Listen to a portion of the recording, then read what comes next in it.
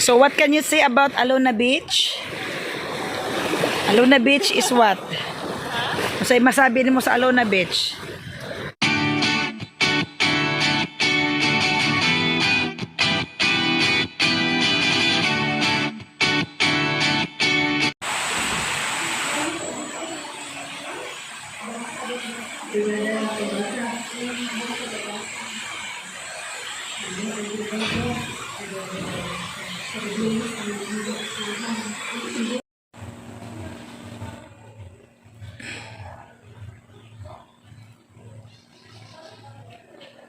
Good morning guys, this is our second day.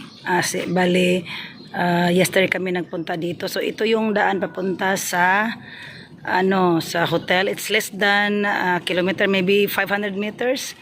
And this is Alona Alona Tropical before, but it was sold to Henan. So this is Henan Resort. So ito yung marker nyo pag magpunta kayo dito. So that's also another building of Henan Resort.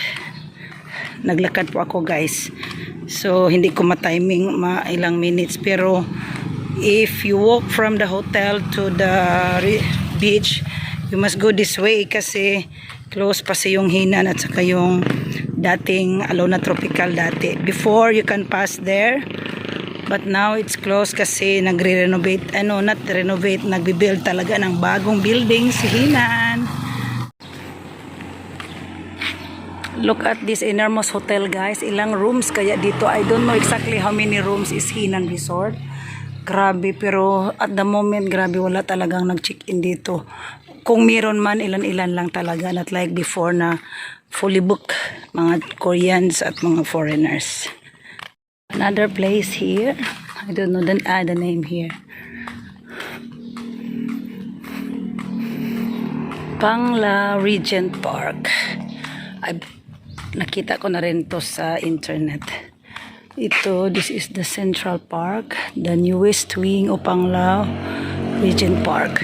I see. Ito yung una dati. So I'm in the main street na of Alona Beach. Dito kagabi, open sila kagabi. Merong kunting tao dito na kumakain. Ito na yung main street ng Alona. Going to Tagbilaran na po yan. Excuse me. That's the road to our hotel. Dito kami nakatira dati. Nakastay na kami sa Moon Falls. Ang backpackers. At saka ito, Cherry's Home, yung orange roof. Maroon, whatever. So, walk ako dito guys. Soon to rise. Another hotel. So this is the new entrance of Alona Henan Resort. Henan Group of Company. Then doon sa dulo, doon mayroong Jollibee at saka McDonald's. Doon kami kumakain sa Jollibee kasi wala talagang mahanap na mga restaurant na hindi masyadong mahal. Kasi yung mga ilan na mga less than 5 yata yung nag-open sa resort. Pero I don't want to eat by the sea kasi wala dito si Bossing. I will save. Ay, charot. So dito kami sa BAKIT sa Jollibee na pumunta.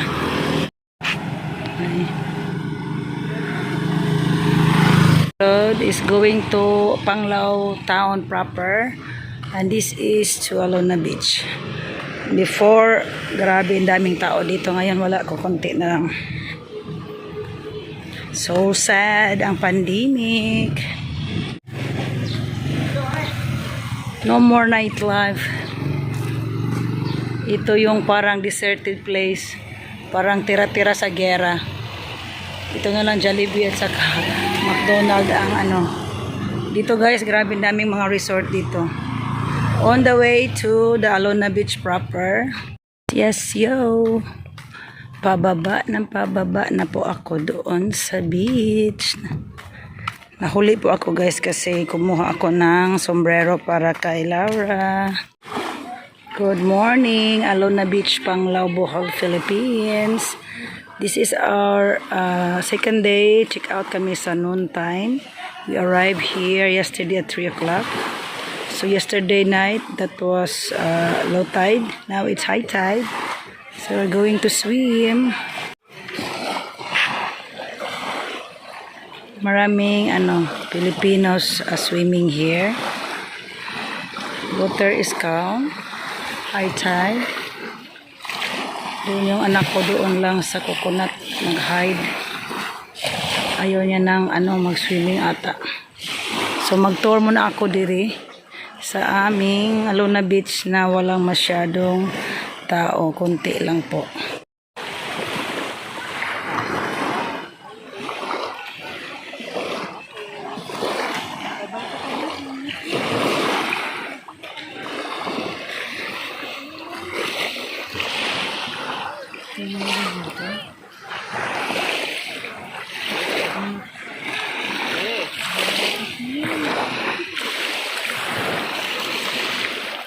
Early morning, wala pong tao guys.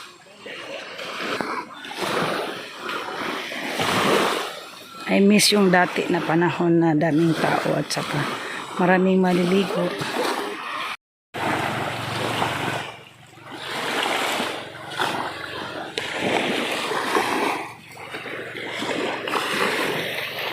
So quiet.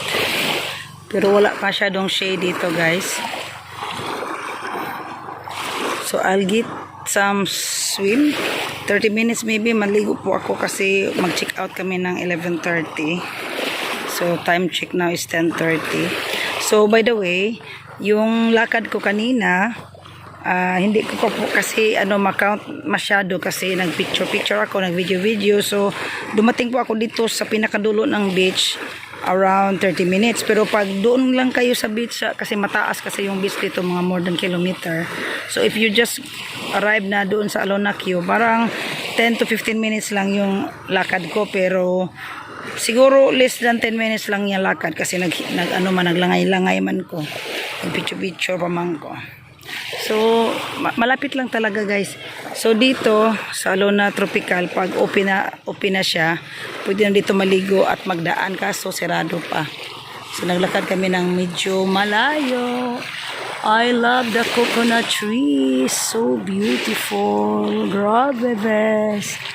The weather is so nice today.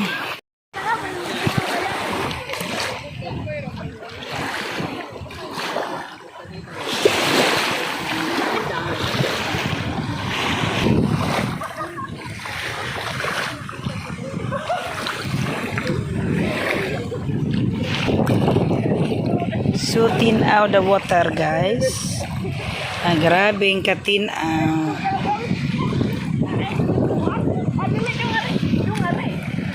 Purya bagsak sa aking cellphone.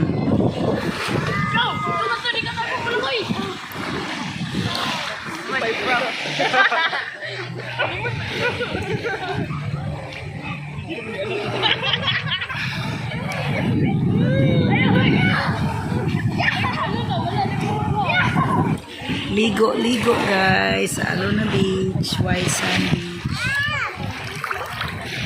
30 minutes more to go and then we will go to the hotel and then we will swim in the swimming pool, then take check out. So I would like to say thank you to all my viewers, subscribers for always there for me.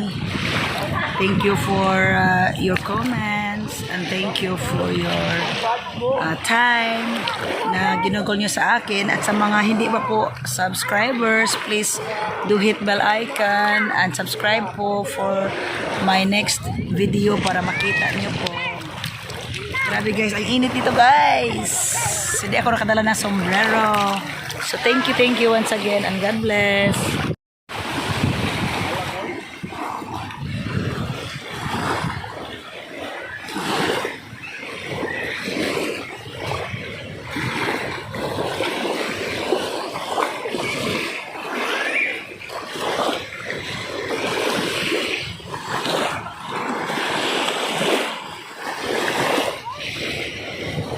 So what can you say about Alona Beach? Alona Beach is what? Masay masabi mo sa Alona Beach? Mingaw. Mingaw and then? Mingaw. Sa ganahan mo sa Ang tubig. unsa pa? Mainit unsa pa? Walang seawall. Okay, let's go. Papasok na po ito sa hotel ng Alona Mariners Resort. So, kinakount ko po yung minutes ng aming paglalakad. Depende po sa inyong paglakad. Pag mabilis, mahina. So, if you walk fast like a foreigner, so it's less than 10 minutes lang walk dito. Pero pag mag-picture, mag-videos, mag-look around, it will maybe give you 15 minutes all in all. So, it's not that far yet. Not far really. So, walking lang kami papunta doon at saka pabalik. Thank you so much guys for watching. I hope you like my video. At saka sa hindi pa po nakapag-subscribe, please do subscribe and hit bell icon. Till my next vlog. Dito na po kami. Mag-shower kami at saka uwi na po. Bye-bye. Thank you so much. God bless.